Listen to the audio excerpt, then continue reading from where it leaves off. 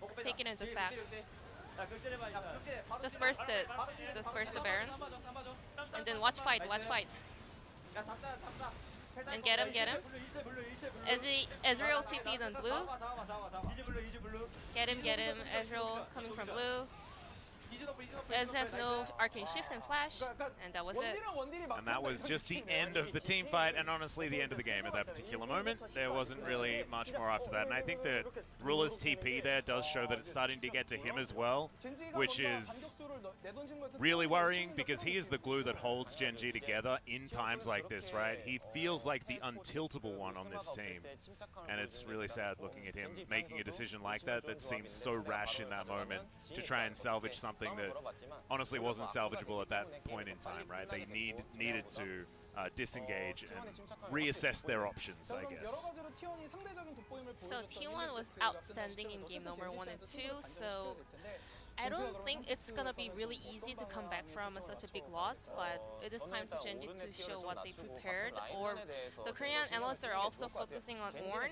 They should maybe not put Ornn in such a high priority. Maybe they should think of other alternative picks for top lane. Yeah, that could be an option. Also, you can ban away the Sylas. I think that it's time to ban Varus. I think that they haven't shown that they actually have a way to go against this poke style composition. So force T1 to show their next card, their next hand, you know, and the other options that they have planned for them, because this obviously isn't something that Gen G is comfortable going up against. So now it's time to flip the script and trying to get things on your own terms. But that can be very hard, because now they allow T1 to surprise them with yet another strategy. As ladies and gentlemen, let's find out what that is as we move into game number 3. Thank you once again, Atlas and G-Sun, for helping out with the English analyst desk there. As certainly things are looking grim for Gen G, whereas on the opposite side, T1 looks so comfortable and ready to go. You see Ruler here nodding his head. He's been in this position before. He's been on big stages behind and tried to claw his way back. Has been successful. So you can see the veteran here in Ruler is going to try to lead the way once again, as Atlas was talking about, as kind of the cool head of the team to bring their team back in this series. Yeah, and we'll see what Gen G can actually manage to pull off, as they selected blue coming into this game, and that's going to mean that T1 get counter picks available to them. So I'm now interested to see if T1's just going to do something like Kalista Varus banaways on red, and then maybe even just still invite Philios in, because Teddy, one of the few marksman players in the world that can actually play some mages down in bot lane. We've also seen him pilot Cassiopeia even in recent weeks, so this will be interesting. Yeah, you just see them there on the desk, I suppose you could say, at their chairs, and the two of them look like masterminds, both Faker and Teddy, by, next to each other, sitting down. And so far, they have really been that for T1. As we do jump into the draft here for game 3, Gen G not changing up their bans too much. Still, once again, high focus on the jungle, this time taking Olaf away.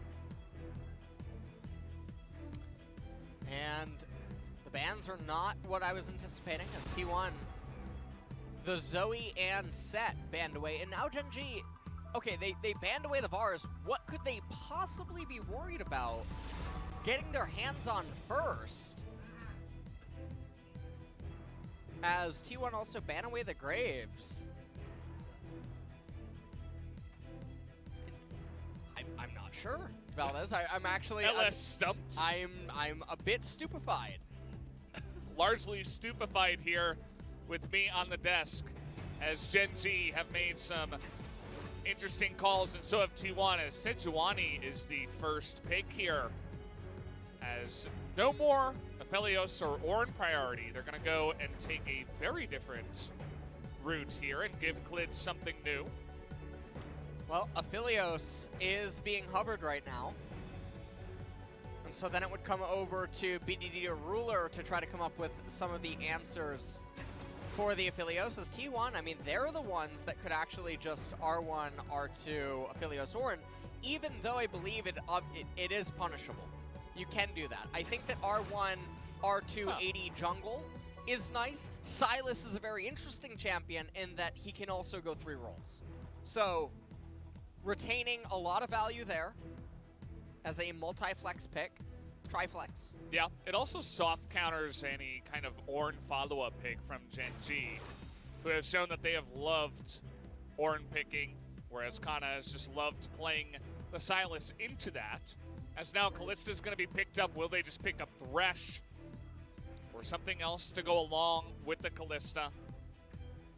Looks like perhaps not, as Jace is going to be picked up here, so a very different look to the Gen G composition here on blue side.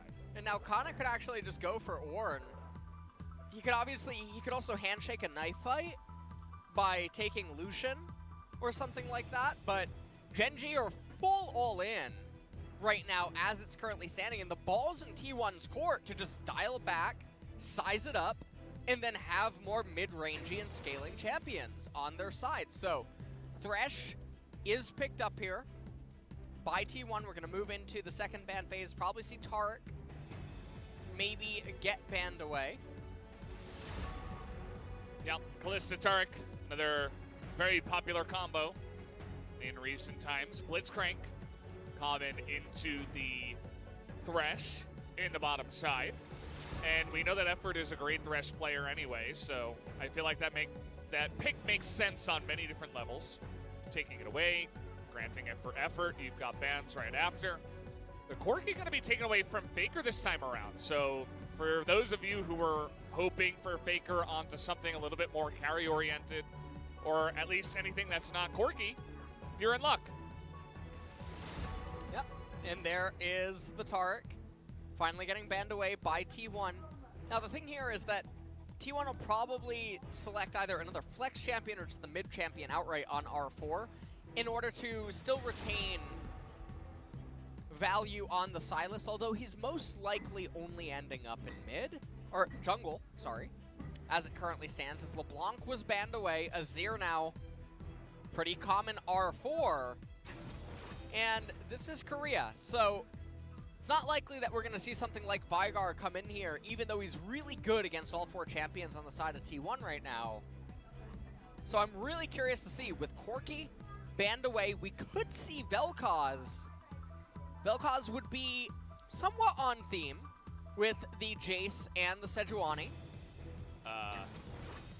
Okay, well, what? You take away Thresh, Taric, Blitzcrank, and what else are you going to put in there in terms of a beefy support that you can throw in? I was thinking maybe an Alistar or something like that, but instead they go for a Volibear, which is common into Yuumi, but as you guys know, we haven't seen her just yet, and Zilean is going to be ran back here. So that Zilean is going mid. Rascal is playing Jace as Gen G reveal their composition, and now T1 have the option to counterpick, as I see LS over there shaking his head, not too happy about the Renekton hover. But will Kana be taking that? The answer is not likely. Okay. Ornn. Oh, hello. Welcome myself back to the desk as Ornn was locked in finally on R5. It is the historic counter to the Jace. The other option would be the Yorick, but we haven't seen Yorick. This is Korea. They don't play that. You're right. This is Korea. They don't do stuff like that. So Ornn coming out. Now, the thing is that Gen G, this will come down to Zilean bombs versus T1 at 3 items plus. Ornaments are going to come out. It's going to be very obnoxious. Silas has very key ults that he can steal away from the opponents that are really problematic for Gen G to juggle. So even though there's a Zilean, it feels like Gen G need to be the ones to get ahead, and they're coming into this match with the onus on them. High amount of responsibility to do something, and it's going to be really hard. You're playing Zilean with Sejuani in the jungle. That's a very weird pairing and combo. Yeah.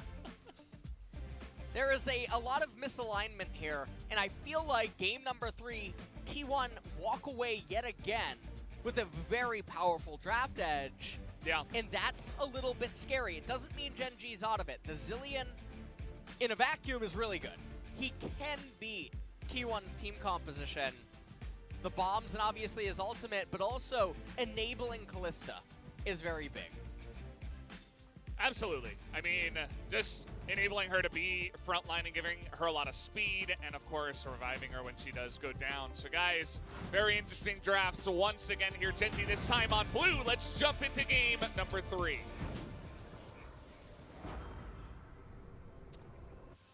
There you go. As I was a little bit confused about that for a second, but when you play Kalista into Sylas, the Sylas gets a target that he can use Fate's Call on.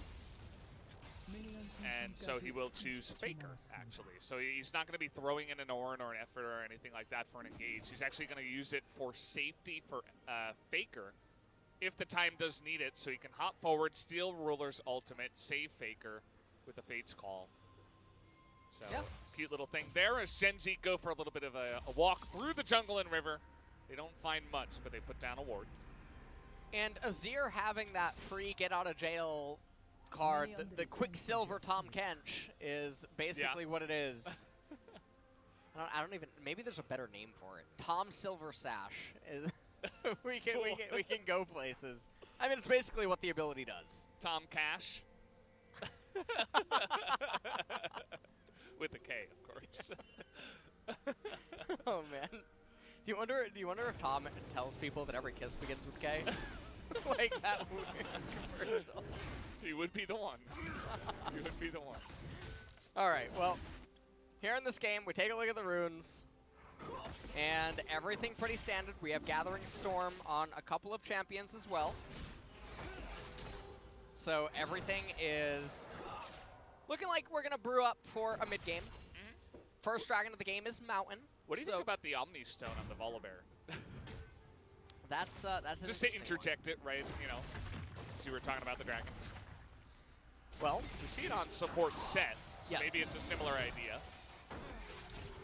The thing is that it feels like it's so hard for Volibear to do anything in this because Fresh Flay, Fresh Hook, so good at stopping him. I'm really curious to see why they picked it here.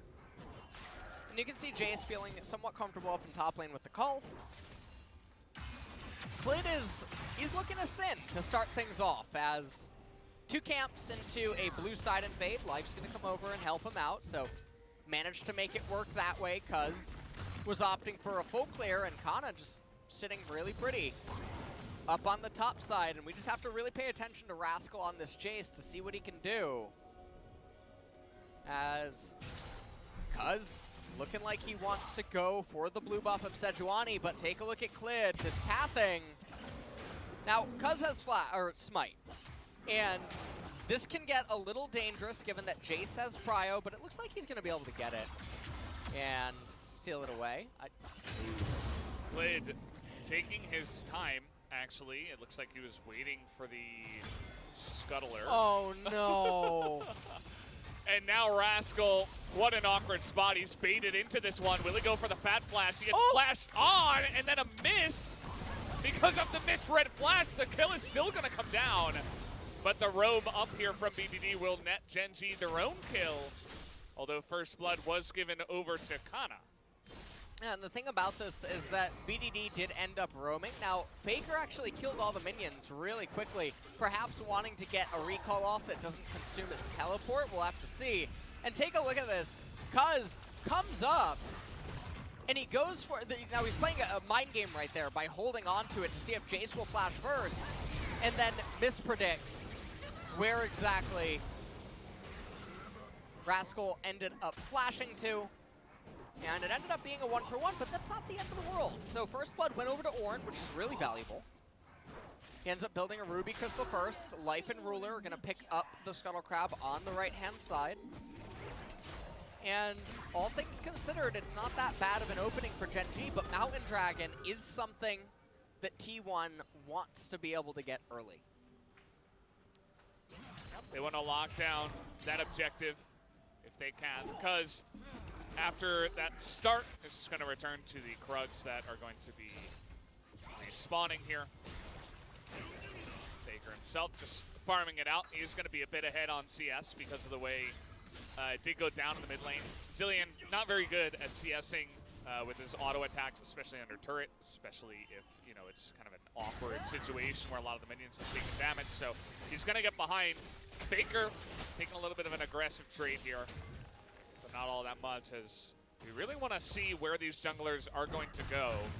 Lid, he hasn't really, you know, he was able to get up there and help with the initial kill, but other than that, just kind of farming it out as a nice little trade up in the top side. Kana this time around, looks more comfortable on that Ornn. Now, Genji actually are going to be the ones to convert their bot lane prio into a Mountain Drake capture, as Cuz is more preoccupied on the left-hand side. And Kana, he went Balmy Cinder as the first. Oh, man. Level 6 is taken, and Rascal doesn't have flash. That's about as easy as it gets. Cuz doesn't even wait for that one, and look at that giant wave that, or rather, Rascal is going to be missing. Yeah. Up in the top side. That is pretty dire straits for him, although he does have that teleport to get back to get some of it.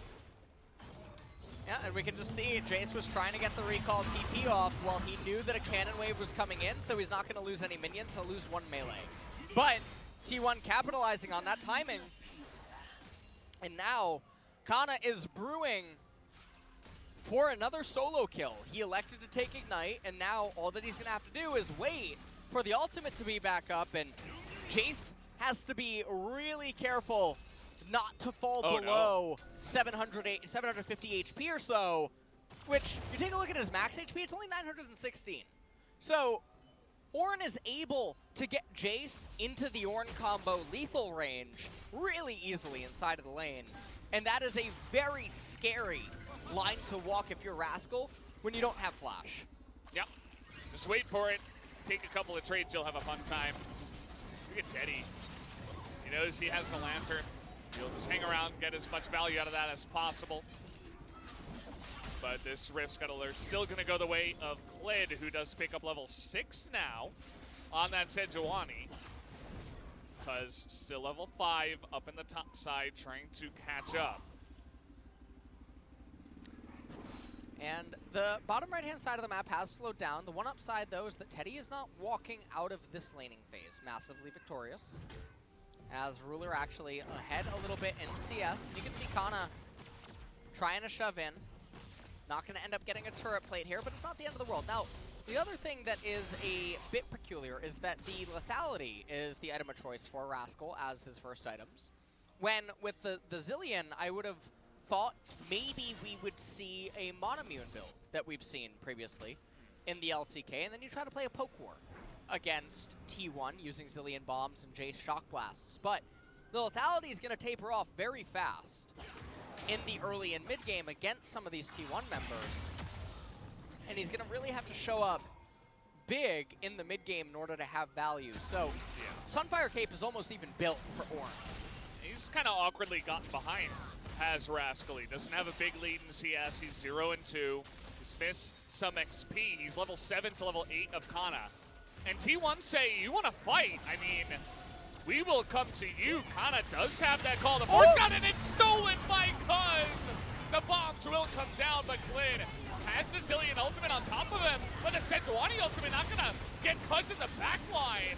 As now Effort lining it up in the front, and in comes Cuz once again. He is going to go down, but he sets up the kill onto the Kalista, which is really all he was looking for there. Teddy, 2 kills, double buff, and T1 pick up the Rift Herald, and it's not done yet. This is a greedy recall. You do not have to recall there, and he gives a 3rd kill to Teddy. And that's going to also be the blue buff going over to Faker, most likely, as Aladios is not going to end up getting it. And you can see that Klid is trying to run over to the left-hand side. He's going to get the bad news. He's going to start up the Gromp.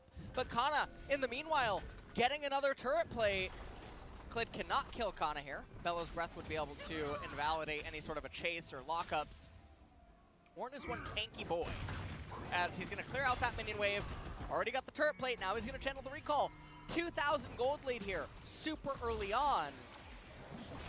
Let's take a look at how this all transpired. So, T1 rotate over, Cuz gets the steal.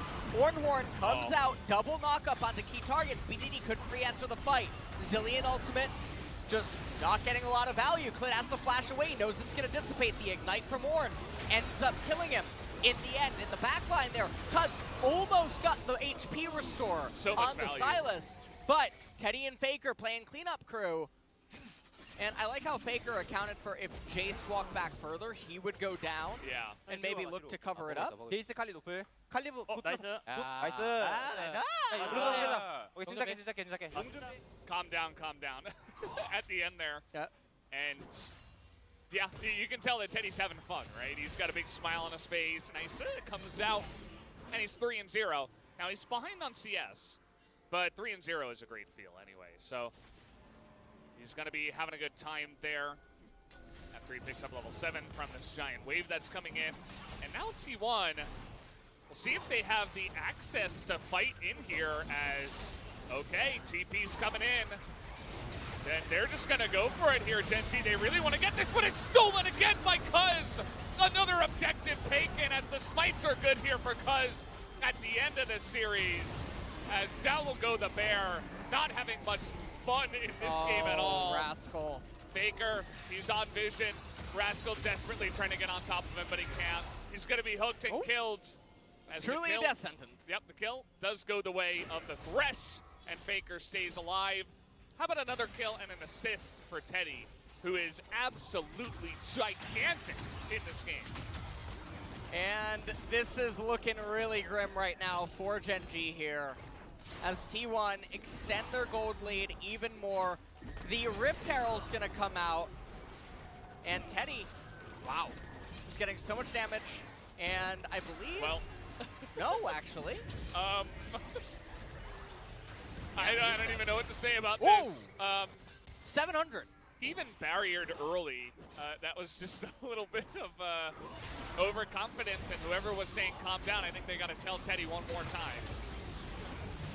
Well, we take a look at this team fight. Another really good steal away. Rascal couldn't quite kill Faker. And then look at the right-hand side. He misses yet another shock blast. Feels really unfortunate. And then it was all just about dogging him down here. So let's take a look at this one more time. Silas, point of view, Windows mode. Look. And he has the Zillion ultimate. He says, I'm okay. And then it cuts back into live, and they commit a teleport here. BDD slows down Teddy, goes for the double bomb, and Clid actually takes it, which... Why? Yeah, well, why? That was even, you know, killing Jace fast, I understand. He can be scary at times. Killing Teddy, who's on 0 health and is going to die to the bomb. Just give that one over. BDD will be desperate for gold as the game does come along. Ruler here, he's got the most gold on his team. I think he and Clid are pretty similar there. As Kana, you know, we talk about how Ornn is a ninja. Here's one moment where he's got it going on, as now the exhaust is going to come in. Really nice knockback from Rascal to save him there. But yet another trade going to be won by Kana. As will they go in for this one? The box comes down, but it doesn't quite catch the bear. So the bear trap ineffective this time around. And Faker getting slowed by Zillion. Oh, see, he went in for the plate, so he got out of position. He got the plate, but then he felt like, okay, if Clid's here, I'm dead. So I might as well just be safe and flash. And now Faker. Just wave clearing in mid. Ruler is the one upside right now. Oh, okay, he's dead. Well, now he doesn't have flash. It's a nice easy follow-up for Clid. Nice big kill for them. Jace also completed his call. 1.5 minutes now until the Ocean Dragon comes up. Faker's not going to have flash available for that. Oh, Ruler, what is going on? He's just getting in there. Although Effort is the smart one. He immediately puts down the lantern. He's like, nope, we're not winning this fight. We got the heal out of him, but we're not going to kill him. And immediately Effort is really on position. Effort's quietly having a very clean and great series so far. And T1 grouping for the second Rift Herald here. They should be able to pick it up for mostly free, as Rascal tries to dish out some damage, but the real fight is going to be at the Ocean Dragon, coming up in 50 seconds. We'll see how close Faker is to getting the Nashor's Tooth, as Kana has 2 of his ornaments completed. I'm going to pretend that there's not a Frozen Fist, but Yeah. totally fine. It does have a lot of value against the lethality. So the extra armor is good there, but obviously missing out a little bit on the Abyssal Mask, given that there's enormous amounts of magic damage on his team and all that HP and mana. But Faker, so he just got caught out here. The wave was coming into the turret no matter what, and Cuz is on the right-hand side, so it would be safe. He didn't need to walk that far up, which, interestingly enough, the reason that he flashed seconds prior to that was that if Sejuani comes out of the Fog of War over the wall, he would have been dead to a Zillion Bomb. Yeah. But then he stands in a spot that leaves him still susceptible to it. So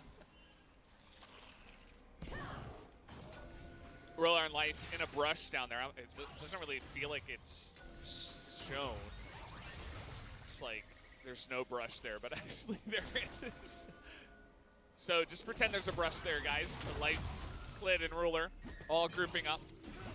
Speaking of grouping up, T1 over here. Faker taking a little bit of damage. He wants to go for a back and get full health, but no TP left available. yeah.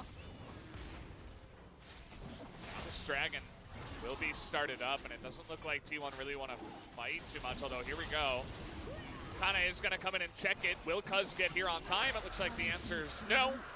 Death sentence actually pretty close. Ultimate is going to come out. Not sure how they plan on killing the Ornn. And it doesn't really pan out as down will go Shirley. Oh. And now they found BDD in the mid lane. Gonna force that ultimate out here from the Zillion. Shock Blast doing a lot, and in goes the Bear into that back line. But Kana and Cuz having a lot of tankiness between the two of them. Kana just gonna heal with that unsealed spellbook, and the push will continue. They take out a turret in the mid lane after all of that action.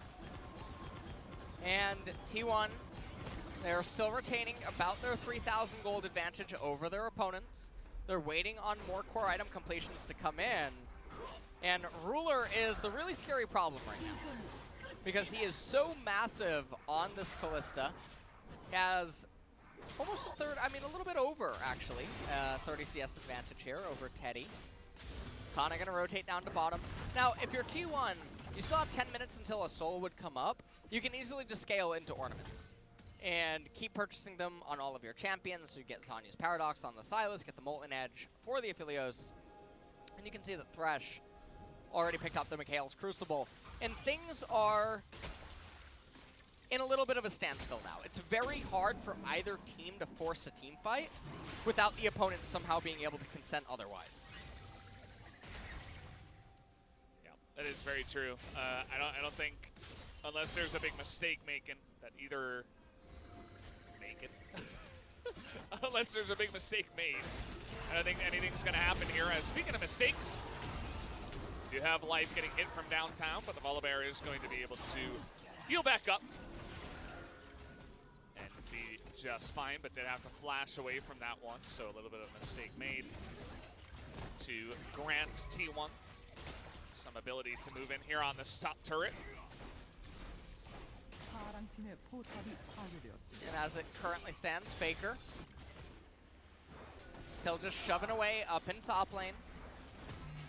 Not really doing a whole bunch. We're just going to play ping pong now. This is one of our favorite pastimes here in the LCK. Big fan. It wouldn't be a final without it.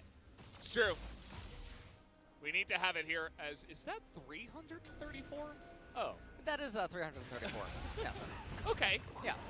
It's a thing. Ooh. Like, who wins this trade? Yes, nice knockback, but like, Ornn is very unpleased. that was his full combo, like everything. Yeah. He could have used every cooldown Huh? in his kit. Clit's here, he's like, What? I What? can't help you. What? What am I gonna do? There it is, the mage, the wizard, the absolute 200 IQ genius that is a Ornn from 2 levels ahead. is able to clap the Jace in front of the two of them. And that tank has Smite, by the way. He's level 13. Yeah, and he TP's in, and Sejuani on the right-hand side of the map. Now, she should be able to get here in time for this to be a Smite fight.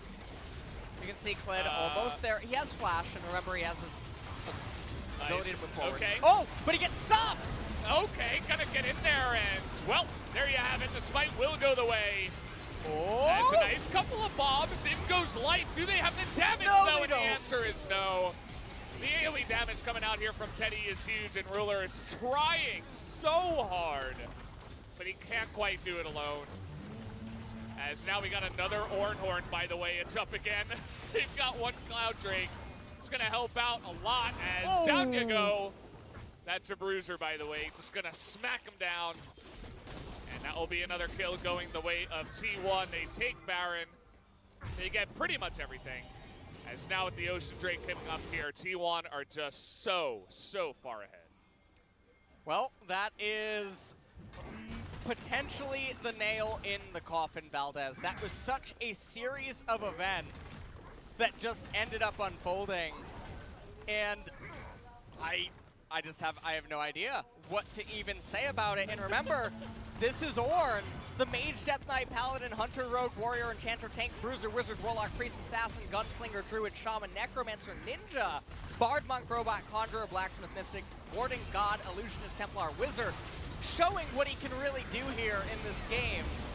The Baron ends up going the way of T1. Klid almost was able to get there. It was a Hail Mary attempt, and the Volley Bear sort of goes in, but then I don't know what he's supposed to accomplish, because it's not like he's being fasted by Senna, and he has excess items or even higher base levels. So, for the most part, just able to be ignored. And like you pointed out, much like a wizard, Ornn has the ultimate up again, and Rascal just gets brought down. So in live, though, we get another fight. Omnipotent. Yeah, and it looks like The high fives are already coming out. I think the coaches know this is clean so far, this series. Now Cuz has got the angle. Oh no. We're gonna get the knock up here, and you see just huge amounts of chunking in the front line as BDD just desperately is gonna get that double stun, but it doesn't matter. As everybody else is just gonna be burst down. They're smacking them with their wallets, as our good friend Atlas would say. And there it is. The hook is going to come down. No more ultimate for you, BDD. See you later. Effort's going to go down, but it doesn't matter. Teddy is going to pick it up. And I think that was the unofficial penta. that was an unofficial penta. He got the triple-double here in League of Legends. 9-1-4. This Felios is doing a lot right now. And there's nothing that Gen G can do to stop him. And I think that this is probably all she wrote. T1 have now gone up to almost a 10,000 gold lead here at just such an early game point, all things considered, for what we expected out of these two team comps. And take a look at this. As the Ocean fight, you can see Gen G, they're lining up for Ornn. And even though he doesn't hit a Miracle Ultimate, it's so hard for Gen G to juggle the aggro. You have a Jace playing backline, trying to peel for the Kalista and the Zillion, but Zillion doesn't offer enough right now, and just the base levels and the wallets on the side of T1. Insane value and really good angle of engage for T1, where Gen G just couldn't really juggle it, and things are falling apart all across the map. Ornaments are starting to come in on the champions on T1, just to add insult to injury.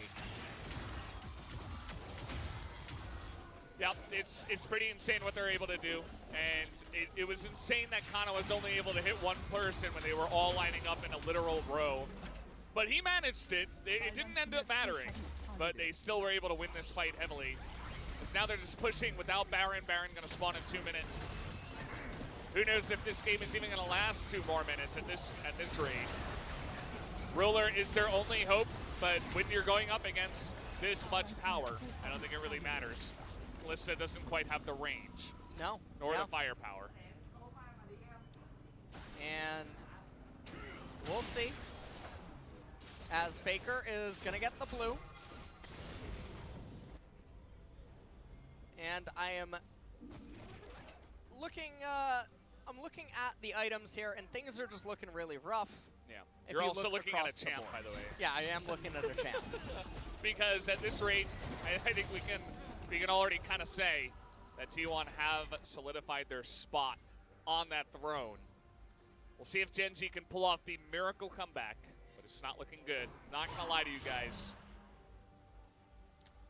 Well, this is really Doom's spot. Now, Gen G, they did buy themselves. Well, they have a lot of time bought because Ocean Soul doesn't come up for a while.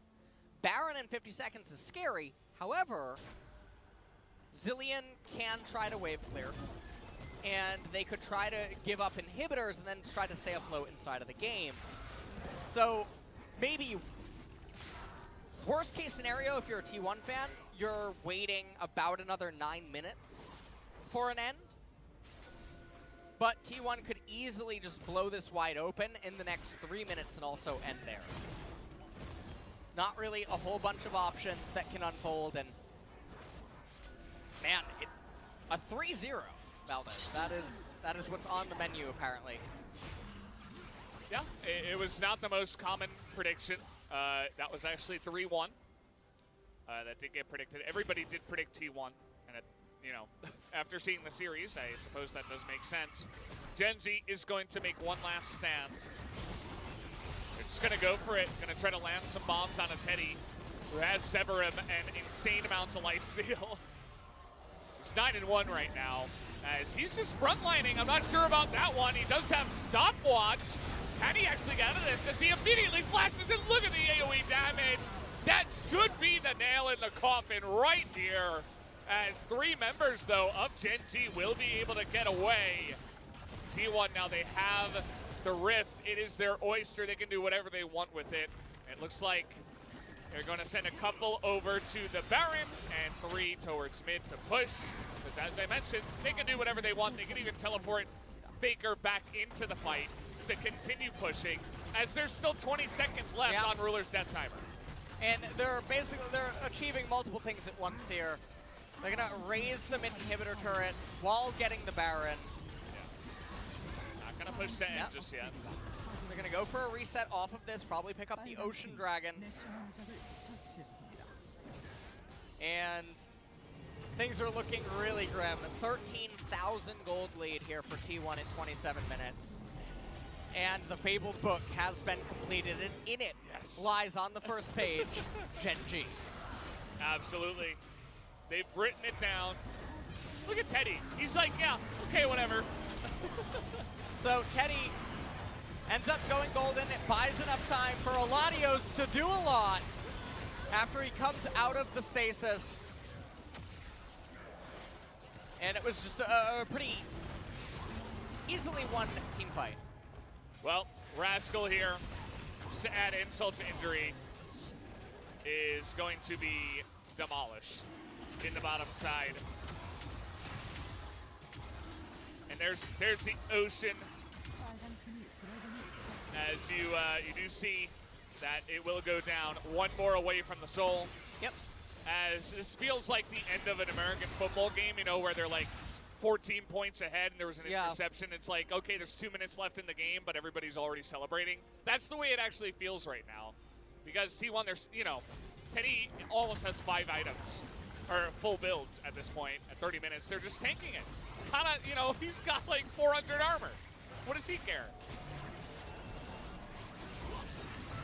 TP will be coming in. As they're seeing engage, they find Ruler. He is going to flash away, but for how long? He is actually able to get away from the engage of Cuz. As Cuz will just hop away. Down goes another inhibitor. As from downtown, by the way, he's just going to ult himself just in case. Didn't want to add another death onto this one. 1-1 and 5 looks okay for BDD, at least in the loss. Yep, and now they're just shredding the turrets. Help from all the minions. There you go, the double knockup. He finds Ruler on the bottom side. Bullabear dies, and that is going to do it. T1 are your LCK Spring 2020 champions in another 3-0 victory in the world. As T1 dominate their opponents, Gen G, it was not close. And they will once again sit on the throne that is the LCK. And T1, they came into tonight's series They 3-0 the opposition in dominating fashion. It wasn't even close. And they walk away victorious. Faker continues to extend his streak of finals, only having ever lost one. That is such an insane stat when you consider it. So the legacy lives on. And T1, it feels like they just came into this much better prepared. They seem to be much more comfortable even inside of the games. And then Gen G ended up getting bested really quickly here tonight. That they did. I don't think it was the fastest finals we've had amongst all the regions, but it might have been second fastest. It was even the games, you know, if it weren't for game one that went to, 46 minutes or something, this would have been the fastest final. And really I think it was halfway through game two where Kana Royal Road it. He did.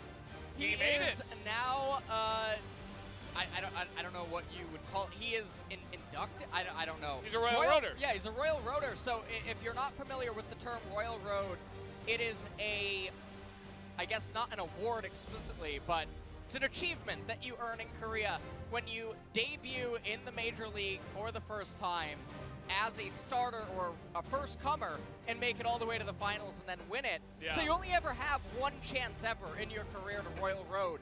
There's not a lot of Royal Roaders in the history of Korean majors. Yeah, and I actually have a list on that note. Shy Mana, Tom Blank, Cry, Hooney, and Prophet, Cuz, Clid, and Gory are the other Royal Roaders. So add Kana to that list as a Royal Roader. Add a 10th LCK title to Faker's list. 10. He's been to 11, which by itself, even if he didn't win every single one, is insane. But guys, I'm going to hand it over to Caster Chun, G-Sun to help out with this one. We will be back. Once again, this is our 2020 LCK Spring Split Champions, T1.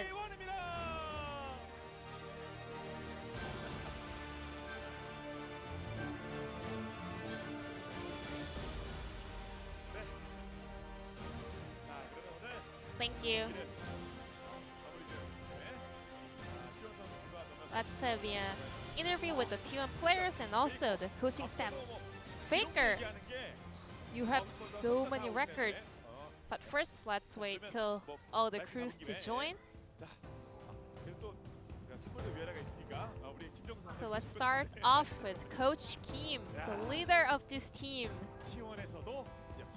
Another title going to your pocket, now on a different team, T1. Once again, congratulations. And how do you feel right now? I'm happy that we won. And I'm just want to say, the players did so well. I feel like I did nothing. I think all the players made it. And I just want to say they did a great job, and I'm super happy. Thank you.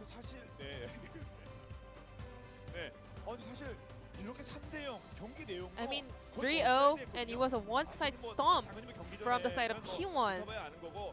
But before the game, you said, well, we don't know until we actually play, and sometimes we fell really behind through the screams.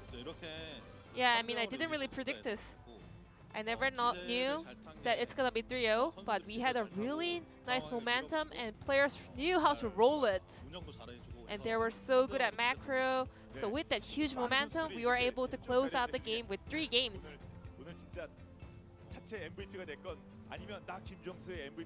So, who would you pick as the MVP for today's series?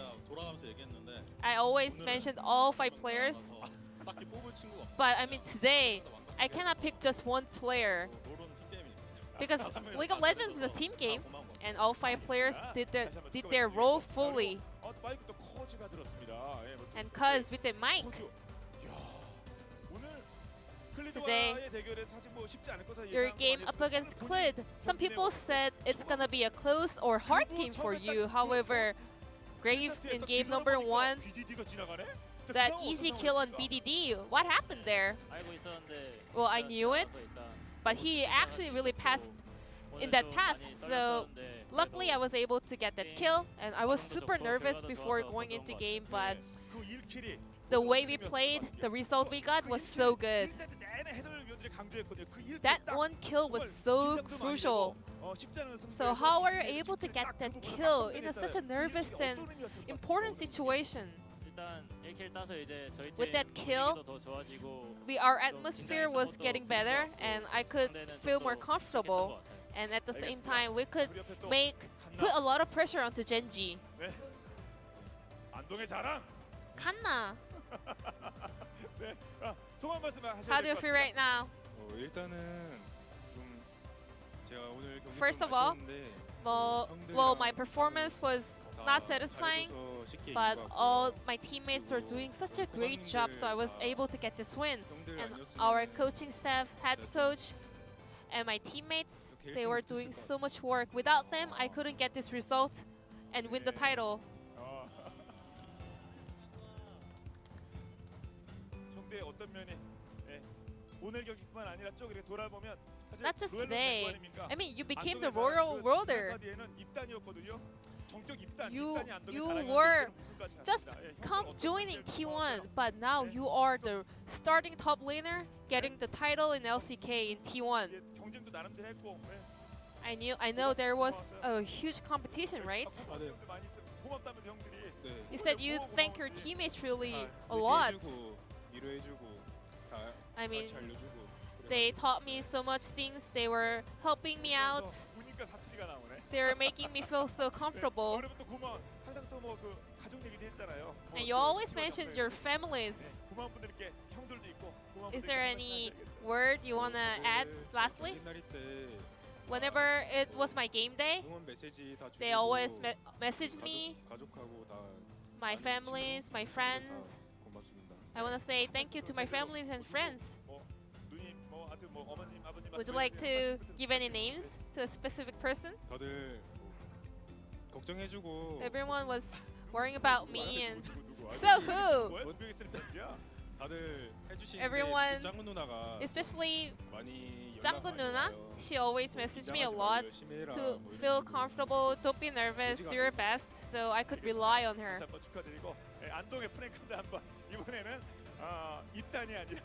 So this is another good news for the hometown of Kanna, Andong.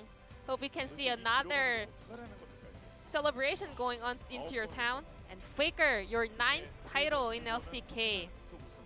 And this is the second time you get this back-to-back-to-back title in LCK and the oldest mid laner to win LCK.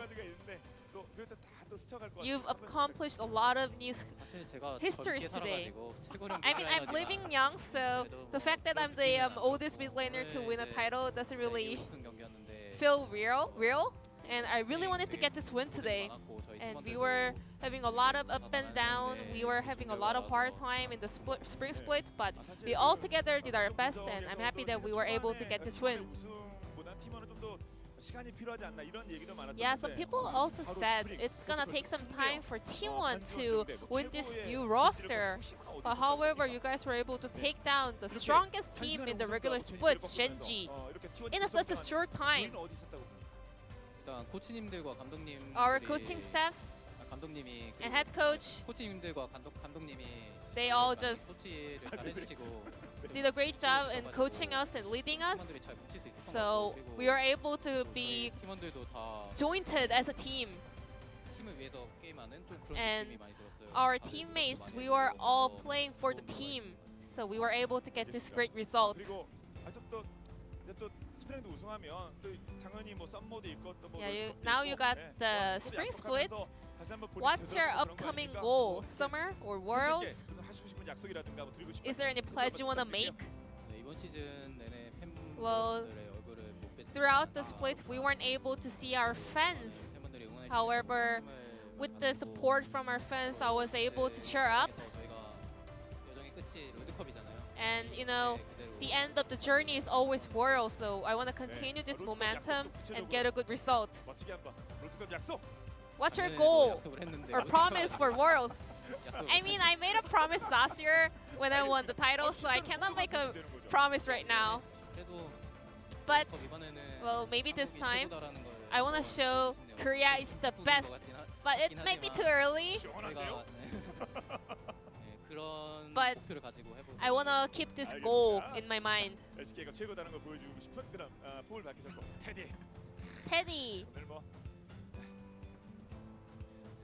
역시 또 오늘 비공식 펜타까지 나왔어요. So you 네. had the unofficial penta kill as well. 아쉬운 것도 있지 않겠어? 결승 때 펜타 한번 나왔어야 되는 건데. I mean, wasn't this so close getting the penta in the finals? 아쉽긴 하지만 그래도 I mean, a little bit sad that I missed the penta in the finals, but still feels awesome to win LCK